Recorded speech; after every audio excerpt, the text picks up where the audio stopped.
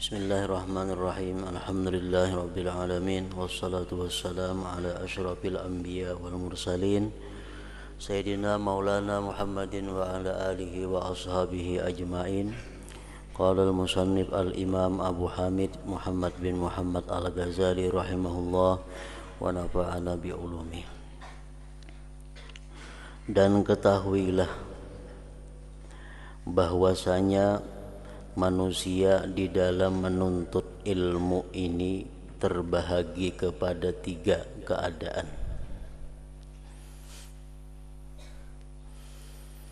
Manusia di dalam menuntut ilmu ini, maksudnya ilmu agama, terbagi kepada 3 keadaan. Pertama, orang yang mencari ilmu untuk menjadikannya sebagai bekalan ke negeri akhirat. Mencari ilmu untuk menjadikannya sebagai sangu bekal ke negeri akhirat. Maka ia tidak berniat dengan mencari ilmu kecuali hanya mendapat keridhaan Allah dan negeri akhirat.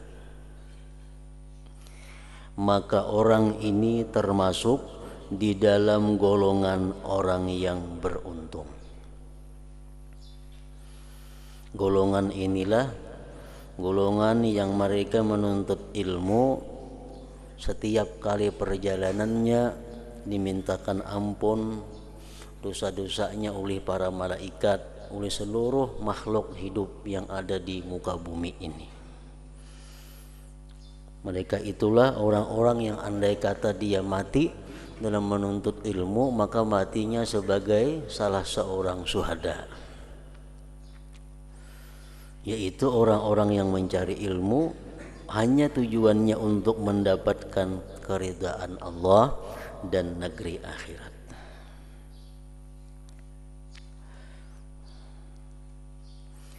Yang kedua, orang yang mencari ilmu untuk mendapatkan keuntungan yang segera dunia dan mendapatkan kemuliaan, pangkat dan harta benda.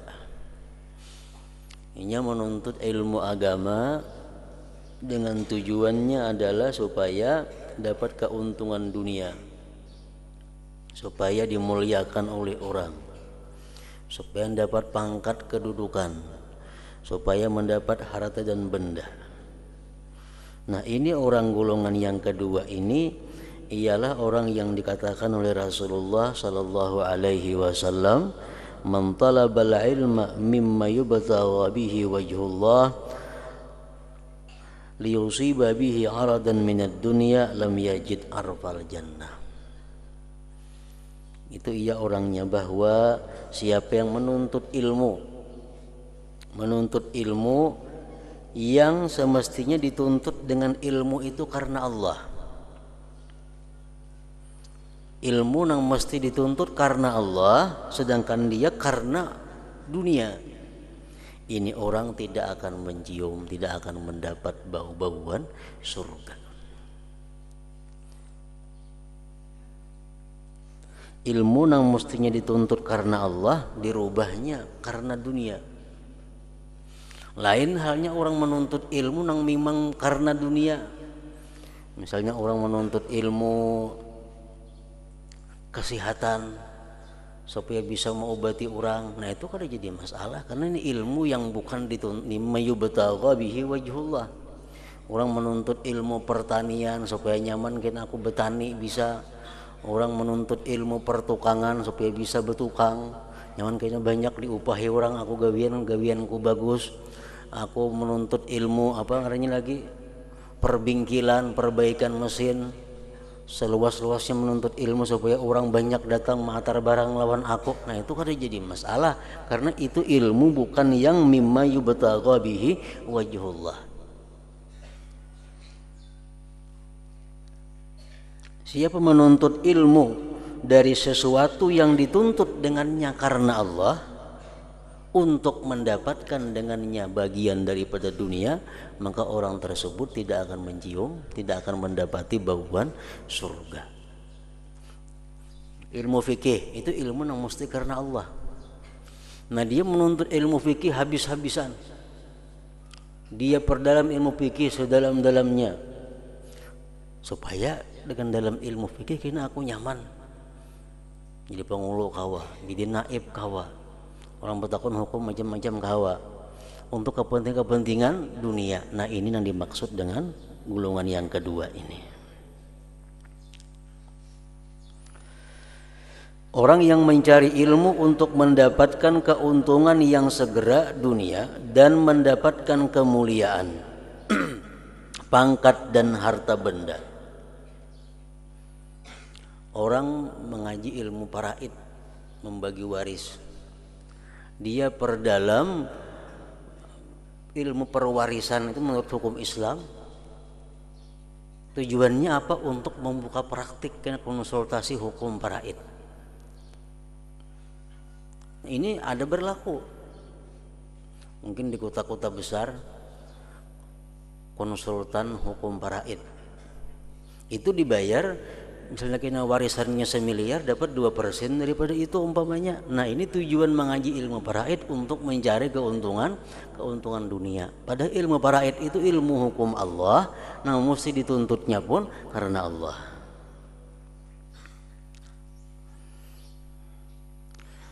Sedangkan ia sendiri menyadari hal ini dan merasakan di dalam hatinya akan kejahatan keadaan yang sedang dialaminya dan kehinaan maksudnya. Ia menuntut ilmu karena dunia.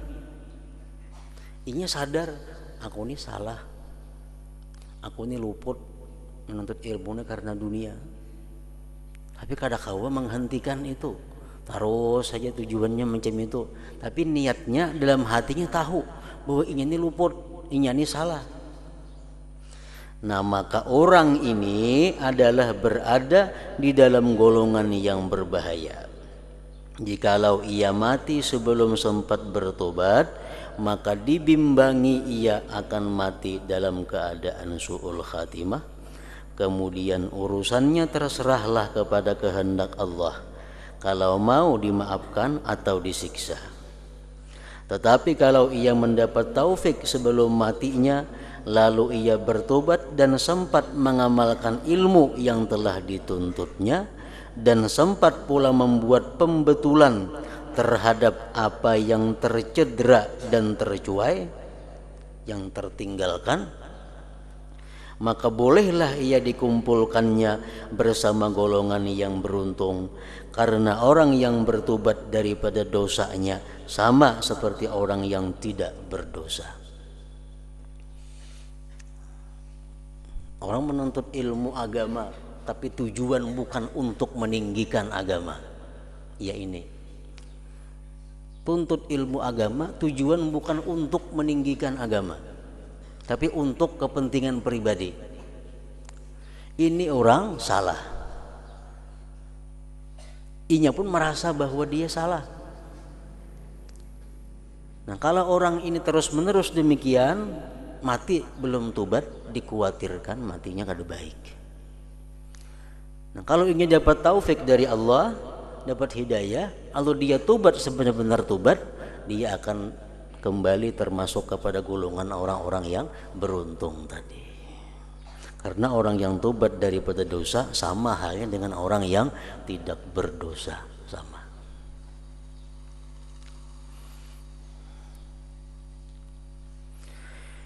Yang ketiga, orang yang telah dikuasai oleh syaitan, maka ia menjadikan ilmu yang dituntutnya itu sebagai alat untuk menghimpunkan harta benda dan bermegah-megah dengan kedudukan dan merasa bangga dengan ramai pengikutnya.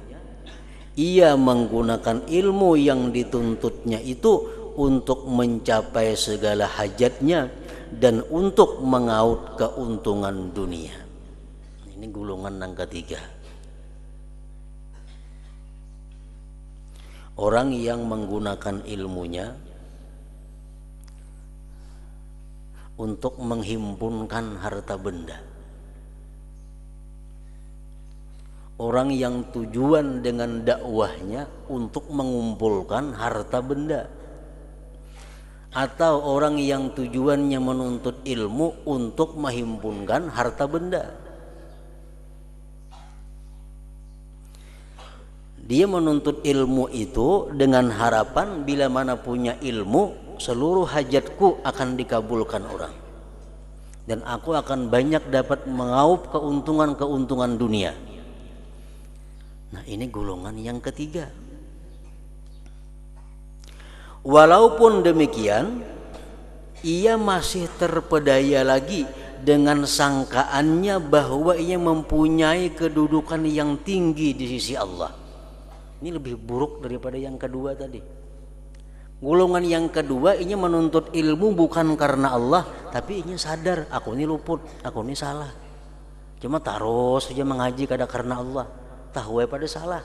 Nah, yang ketiga ini niatnya sudah luput, pekerjaannya luput, hatinya merasa bujur. Nah, hatinya merasa bujur.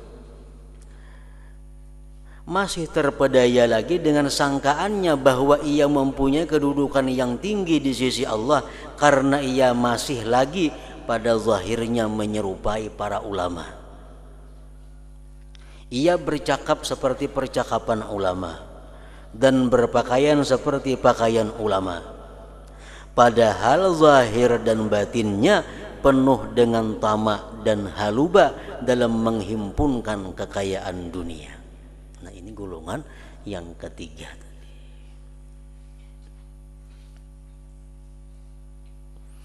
Orang yang seperti ini termasuk dalam golongan orang yang binasa. Jahil dan tertipu dengan hilah, dengan tipu daya syaitan. Dan sangat tipis harapan untuk ia bertobat kepada Allah karena ia telah menyangka bahwa dirinya termasuk di dalam golongan orang yang baik. Nah, ini orang berat untuk dibaiki, ini orang berat untuk bisa diluruskan karena sesuatu yang salah dalam perilakunya dianggapnya dia masih punya kedudukan tinggi di sisi Allah, dia masih punya kedudukan yang mulia di sisi Allah, padahal salah. Ini bukannya kekasih Allah, tetapi adalah musuh-musuhnya Allah Subhanahu wa ta'ala. Seperti apa yang dikatakan oleh Ka'ab radhiyallahu anhu.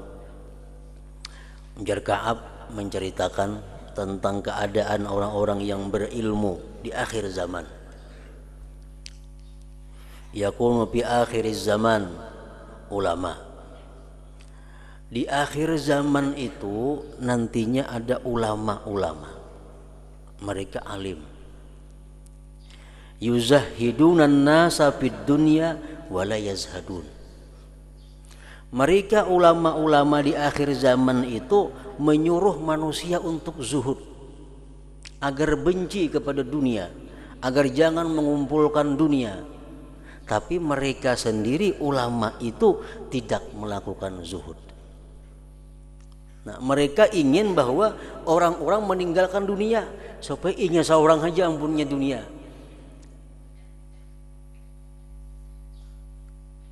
Yuzahidunan nas wa la yazhadun. Mereka menyuruh orang zuhud tapi mereka tidak zuhud.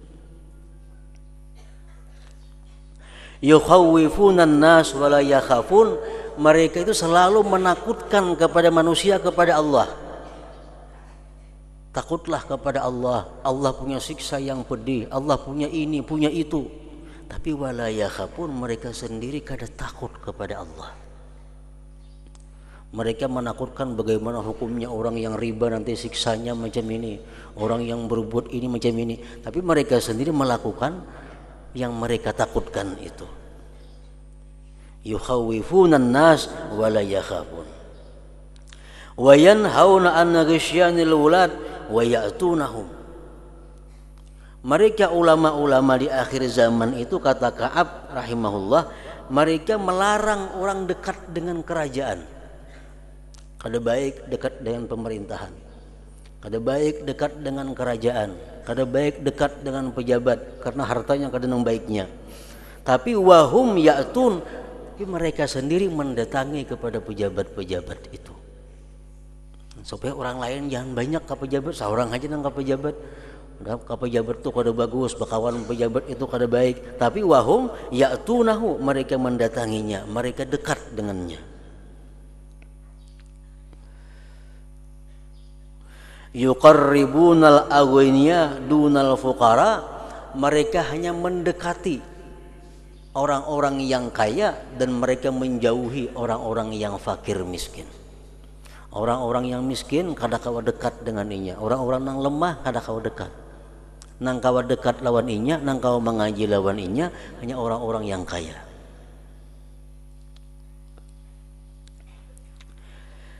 Yataghayaruna 'alal ilmi kama tataghayarun nisa 'alal rijal. Mereka itu cemburu atas ilmu sebagaimana cemburunya perempuan atas laki-laki. Kalau ingin tuh melajari sesuatu, ada orang lain melajari, ini cemburu. Macam bini-bini cemburu lawan lakinya dianu orang sama. Nah mestinya kalau ulama yang benar itu gembira, di mana makin banyak orang buka pengajian makin suka. Karena makin berkembang syiar Islam. Ada ini kada. Ulama akhir zaman ini kata Ka'ab rahimahullah tadi, bila mana ada orang buka ilmu ini sakit hati. Kenapa? Ampunnya pacang tak ancam, ampunnya pacang bakurang.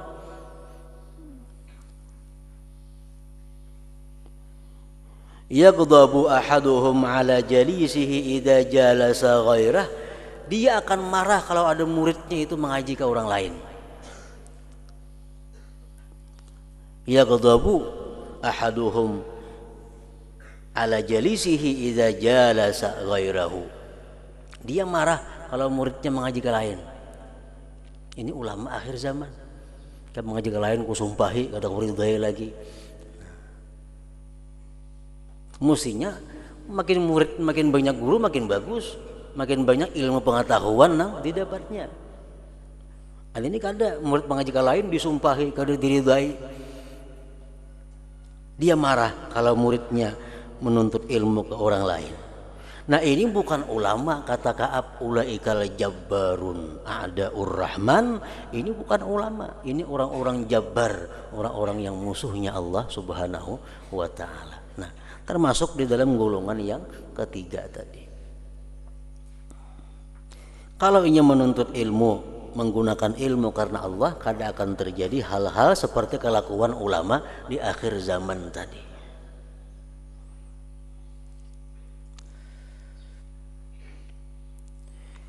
Jahil dan tertipu dengan hilah syaitan, dan sangat tipis harapan untuk bertobat kepada Allah karena ia telah menyangka bahwa dirinya termasuk di dalam golongan orang yang baik. Ia merasa dirinya paling baik, ia merasa paling bujur, ia merasa paling takwa, padahal salah. Nah orang seperti ini kada kau diurus, padahal ia telah lupa akan firman Allah Ta'ala, ya ayyuhalladzina amanu lima taquluna ma la taf'alun. Maksudnya dia lupa akan firman Allah ini, wahai orang-orang yang beriman, kenapa kamu memperkatakan barang yang tidak kamu amalkan? Kenapa kamu menyuruh orang sesuatu yang kamu belum mengamalkannya? Dan orang seperti ini sebenarnya termasuk di dalam golongan yang dimaksudkan oleh Rasulullah sallallahu alaihi wasallam dalam sabdanya, ana min ghairid dajjal akhwafu alaikum minad dajjal. Faqila wa ma huwa ya Rasulullah? Faqala ulama usul. Artinya ujar Nabi kita, selain daripada dajjal ada satu perkara yang sangat aku bimbangkan, khawatirkan, aku takutkan lebih daripada dajjal. Lalu ada orang yang bertanya, apakah itu wahai Rasulullah? Nabi sallallahu alaihi wasallam menjawab, mereka ialah ulama usu. Ulama usu, ulama yakni ulama yang jahat. Ulama yang jahat.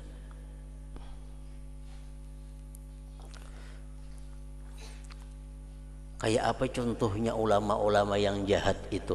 Seperti hadis, seperti perkataan Ka'ab rahimahullah tadi antara lain. Imam Ghazali memberikan contoh tentang ulama-ulama yang jahat itu. Beliau menulis tentang sebuah hadis Rasulullah SAW yang menyatakan bagaimana kelakuan-kelakuan atau akhlak-akhlak ulama-ulama yang dikatakan tadi. Beliau mengatakan, wa minal ulama may yakhzunu ilmah fala yuhibbu an yujada inda ghairih. Ini contoh-contoh kelakuan-kelakuan ulama-ulama yang ditakutkan Nabi, lebih ditakutkan daripada Dajjal dalam hal membahayakan umat. Wa minal ulama man yakhzunu ilmahu fala yuhibbu an yujada inda ghairih. Ada di antara ulama, salah satu kelakuan ulama yang jahat itu adalah ulama yang menyimpan ilmunya. Dia tidak suka ilmunya itu didapat di orang lain. Jadi ini hendak sorangan aja bisi ilmu itu pada akan bagi ke orang lain. Orang lain kada boleh mengetahui ilmu itu. Disimpan untuk dirinya aja. Misalnya ada 10 ilmu, ini bisa ilmu nahu, ini bisa ilmu saraf, ini bisa ilmu fikih, ilmu tauhid, ilmu tasawuf, ini bisa semuaan diajarkan kecuali sebuting. Ini kada boleh aku bagi saya kurang tahu.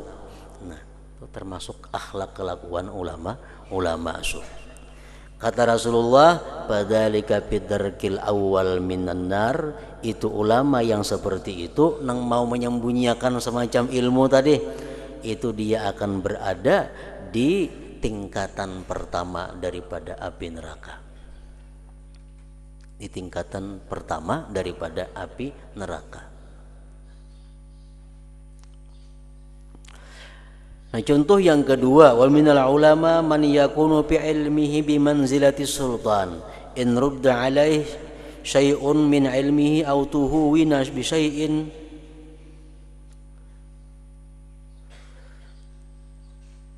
min haqqihi ghadiba fadzalika fi darki tsani minan nar. Ada juga ulama yang jahat ini, dia menempatkan ilmu yang ada pada dirinya itu seperti menempatkan kerajaan. Jika ilmunya ditolak orang atau dia tidak dihormati orang, dia akan marah. Nah, jadi ini maulah ilmu yang ada pada dirinya itu untuk memperbudak orang. Sehingga kalau ada saran-saran yang ampunnya kada diterima orang, ini sarik. Ada pendapat ini yang kada dipakai orang, ini marah. Nah, ulama-ulama yang seperti ini yang maulah ilmunya macam jadi kerajaan, kan macam raja itu boleh menyuruh kada diasi hukumnya kita sarik kerajaan itu. Nah, ini ulama ini orang yang bila sarannya kada dipakai, pendapatnya kada dipakai, dia akan marah. Nah, maka ulama seperti itu menempati tingkatan yang kedua daripada api neraka. Tingkatan yang kedua daripada api neraka. Ulama yang menjadikan ilmu sebagai alat, sebagai umpama kerajaan. Yang ketiga, wa minal ulama man yaj'alu ilmahu wa gharaib hadithihi li ahli syarab wal yasar wa la yara ahlal hajah lahu ahla. Yang ketiga, contohnya ulama yang jahat tadi adalah ulama yang hanya memberikan ilmunya kepada orang-orang terhormat dan orang-orang kaya. Kalau kada sugih, kada kau dapat ilmuku larang harganya. Orang miskin kada kau mengaji lawaninya. Padzalika bidarkis salis minan nar. Ini ulama yang jahat. Dia berada di tingkatan yang ketiga daripada api neraka. Wa minal ulama man yansibu nafsahu lil futya fayubti bil khata. Padzalik bidarkir rabi minan nar. Yang keempat, ulama yang jahat ini contohnya adalah ulama yang suka memberikan fatwa. Fatwa itu lain dakwah. Dakwah itu mengajak orang ke jalan Allah. Dakwah itu mengajak orang sembahyang berjamaah, mengajak orang meninggalkan maksiat. Itu artinya fatwa apa? Dakwah ilallah. Kalau fatwa ini adalah orang yang menerangkan tentang hukum-hukum Islam. Inya ini katujuban berfatwa. Padahal luput fatwanya itu. Nah, artinya kadang menguasai ilmu sudah wani-wani berfatwa. Nah, ini ulama nang jahat juga. Kalau ulama nang baik paling hati-hati memberikan fatwa hukum itu kepada orang. Nah, ulama nang jahat katujuban berfatwa sedikit haram. Itu haram, ini haram. Amun bujur haram itu. Nah, itu dikedudukan di nomor 4 daripada api neraka. Kemudian lagi contohnya ulama yang jahat yang ditakutkan Rasulullah tadi, wa minal ulama man yatakallamu bi kalamil yahud wan nasara liyaghzula bihi ilmuhu fadzalika bidarkil khamis minan nar. Ada ulama-ulama yang bila berbicara tentang ilmu dia seringkali menggunakan perkataan-perkataan Yahudi dan Nasrani supaya dianggap orang dia punya ilmu yang luas, punya ilmu yang dalam. Bila bicara ini keluar bahasa Inggrisnya, keluar bahasa Perancisnya, supaya dianggap orang ini ahli dalam berbagai hukum, berbagai ilmu. Nah, tujuannya macam itu. Nah, ini ulama nang jahat juga ngarannya di neraka, andaknya di lantai nang kelima. Wa minal ulama man yattakhidhu ilmahu muru'atan wa nubla wa dzikra pinnas. Ulama yang jahat lagi contohnya adalah ulama yang menjadikan ilmu itu untuk mendapatkan sanjungan pujian di mata manusia. Ilmu dijadikannya alat untuk kemuliaan, untuk sanjungan pujian. Nah, padahal bidarkis sadis minan nar, ini di urutan yang ke-6, di lantai yang ke-6 daripada api neraka.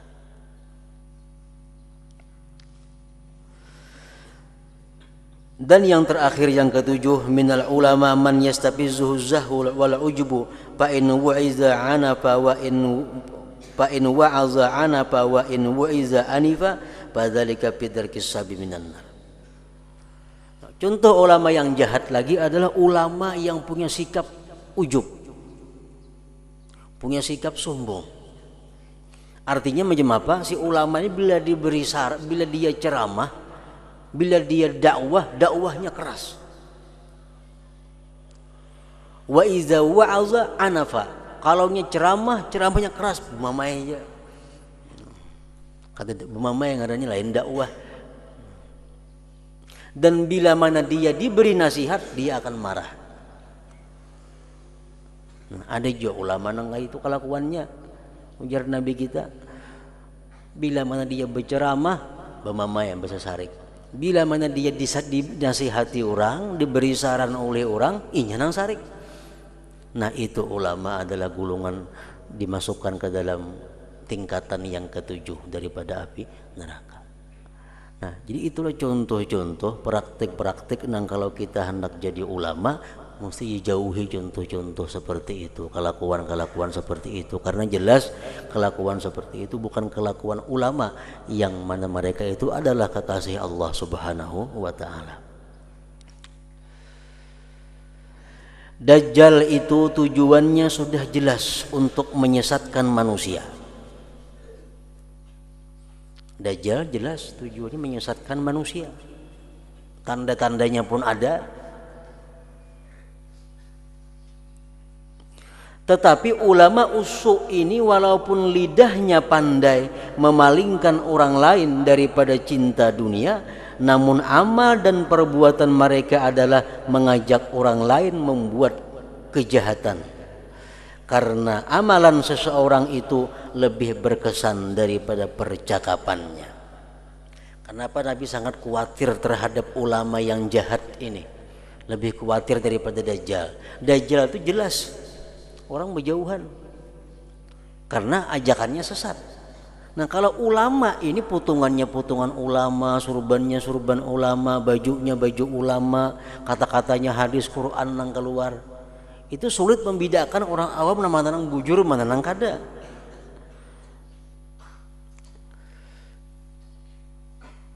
Dan orang ramai lebih mudah tertarik dengan perbuatan ulama usu daripada perkataan mereka.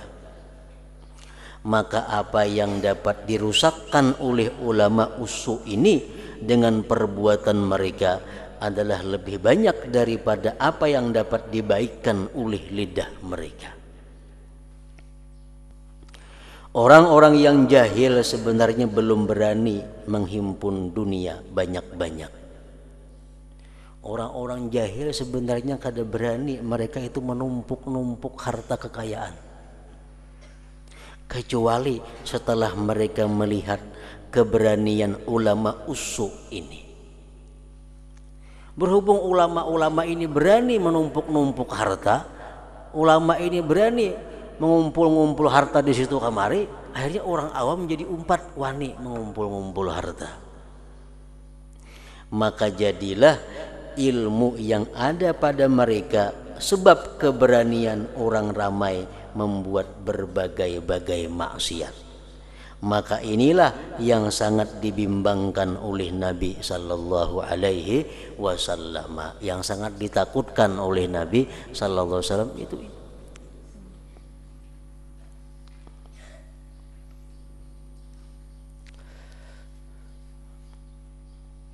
Al ulama warasatul anbiya, ulama itu pewaris para nabi. Wal anbiya lam yuwarrisu dinara wala dirhama. Para anbiya itu mati kada ada mewariskan dinar dan dirham. Nah, jadi ulama itu adalah yang benar itu ulama pewaris nabi. Nabi-nabi sebelumnya, baik nabi kita Nabi Adam sampai seluruh nabi, mereka mati kada ada meninggalkan warisan dinar dirham, harta bertumpuk-tumpuk tuh kada ada. Nah, ulama pewaris nabi pun macam itu juga. Ulama yang mewaris nabi ini kalau nya mati kada akan bertinggal warisan di mana-mana.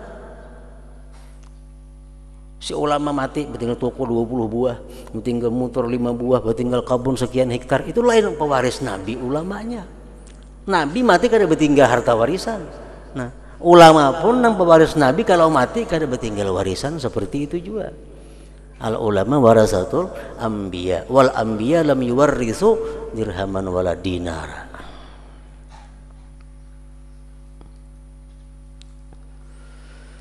Namun demikian nafsu ammarah, ulama usu ini selalu membisikkan di telinga mereka bermacam-macam angan dan membisikkan kepadanya bahwa ia telah banyak menabur jasa di kalangan manusia sehingga ia layak untuk menerima bermacam-macam anugerah daripada Allah.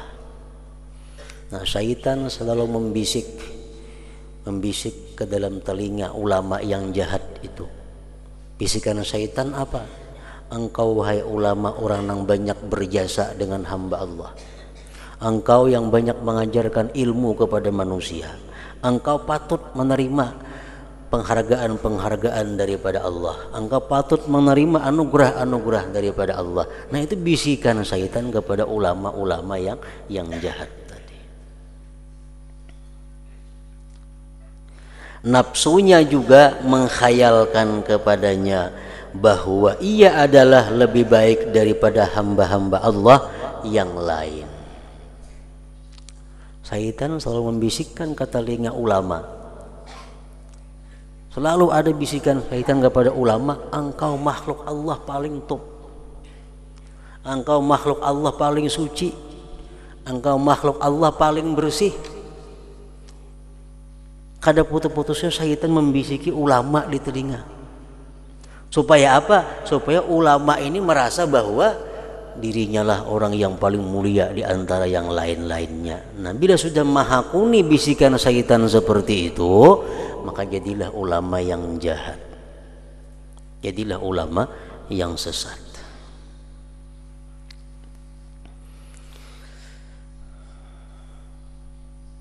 Nafsunya juga menghayalkan kepadanya bahwa ia adalah lebih baik daripada hamba-hamba Allah yang lain.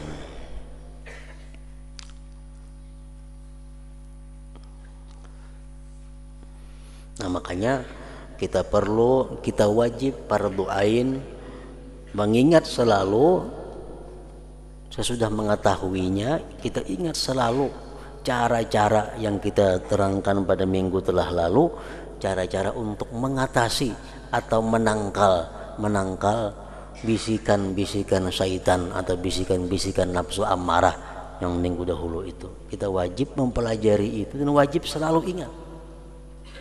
Kalau syaitan membisiki telinga kita, ikam orang paling mulia di sisi Allah. Jadi syaitan, ikam orang yang paling takwa di sisi Allah. Ikam orang yang paling suci di sisi Allah. Bila di hati kita nyaman mendengar itu, bila hati kita ketujuh mendengar bisikan itu, berarti kita termakan godaan syaitan. Nah, menangkalnya macam apa semalam tuh? Gunakan ilmunya. Nang tahu baik kadanya aku ini bukan ikam syaitannya, bukan diriku nang tahu baik kadanya aku ini. Wallah a'lam bimanittaqa, hanya Allah nang tahu siapa nang takwa. Aku ini hanya berusaha untuk jadi orang yang takwa. Aku berusaha hendak jadi orang yang bersih. Bersih balumnya itu Allah nang tahu, aku kada tahu. Nah, itu menangkal agar jangan sampai kita mengiyakan apa yang dikatakan syaitan.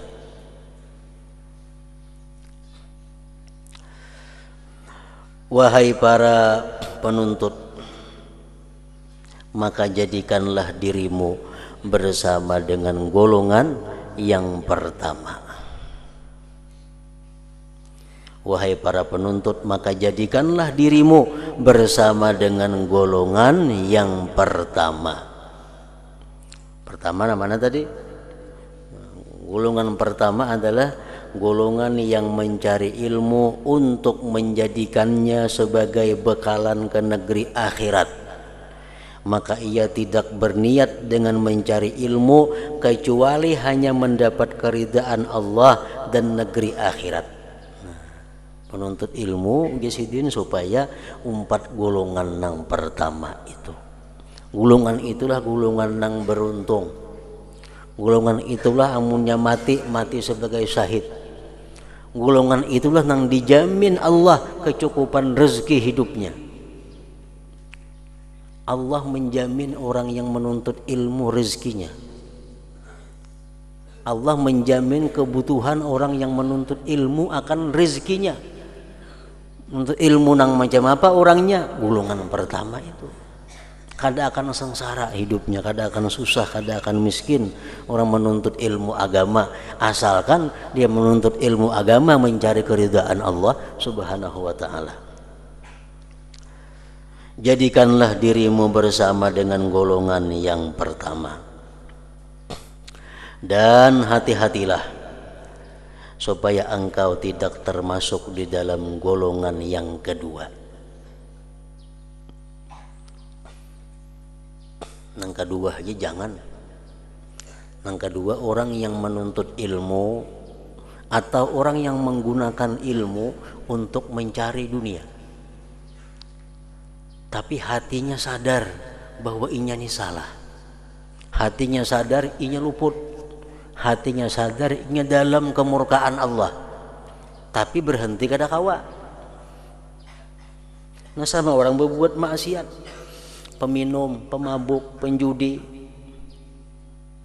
Tapi nya tahu ini salah, inya ini jahat, inya ini kotor, inya ini hina di sisi Allah. Nah, ini lebih baik daripada orang nang pemabuk, peminum, penjudi, penjina, tapi merasa itu udah takdirnya Allah Ta'ala. Nah ini berat benar obatnya. Penjudi, pemabuk, segala macam, tapi di hatinya aku ini kehendak Tuhan itu nyamini kada kawai. Bila macam itu kada bakal baik manusia ini. Nah sama halnya golongan yang kedua ini, tingkah lakunya merasa sadar bahwa dia salah. Di dalam golongan yang kedua jangan jua, karena banyak sekali orang yang lalai yang telah direnggut oleh kematian sebelum ia sempat bertobat, maka rugilah ia. Nah khawatirnya kelompok yang kedua ini kada sempat tobat, terdahulu mati. Bujurnya mengakui salah, mengakui ruput, tapi belum tobat lagi mati. Nah dikhawatirkan matinya pun mati kada baik juga. Dan maka rugilah ya, dan jangan sama sekali engkau termasuk ke dalam golongan yang ketiga tadi. Golongan yang ketiga yang kelakuannya sudah kada baik tapi merasa punya kehormatan di sisi Allah. Kelakuannya menuntut ilmunya, niatnya kada baik, dakwahnya tujuannya dunia, tapi merasa bahwa dia mulia di sisi Allah. Jangan empat golongan itu, dan jangan sama sekali engkau termasuk ke dalam golongan yang ketiga, maka engkau akan terjerumus ke jurang kebinasaan. Bukan kekasih Allah kita, tapi a'daur rahman, musuhnya Allah, yang tidak diharapkan dapat diselamatkan atau diperbaiki lagi. Orang golongan yang ketiga ini sulit diobati. Kenapanya? Merasa dirinya sihat, merasa dirinya baik. Nah kemudian maka apabila engkau bertanya apakah itu bidayatul hidayah, permulaan jalan menuju hidayah, ke situ.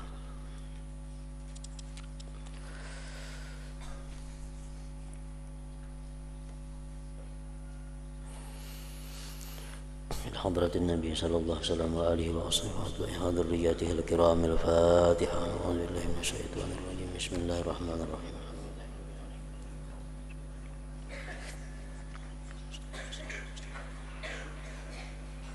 بسم الله الرحمن الرحيم. الحمد لله رب العالمين، وصلي وسلم وبارك على سيدنا وحبيبنا محمد وعلى آله وصحبه أجمعين. اللهم اغفر لنا ذنوبنا ولوالدينا وارحمهم كما ربونا صغارا. اللهم اغفر لنا ذنوبنا ولوالدينا وارحمهم كما ربونا صغارا. اللهم اغفر لنا ذنوبنا ولوالدينا ولمشايخنا ولأحبابنا ولمن أحسن إلينا ولأصحاب الواجبات علينا وللمسلمين والمسلمات. اللهم احفظنا واحفظ من معنا وما معنا من البلاء والشر كل ذي شر، إنك على كل شيء قدير. اللهم علمنا ما ينفعنا وزدنا فهما برحمتك يا أرحم الراحمين. صلى الله على سيدنا محمد وآله وصحبه وسلم. الحمد لله رب العالمين.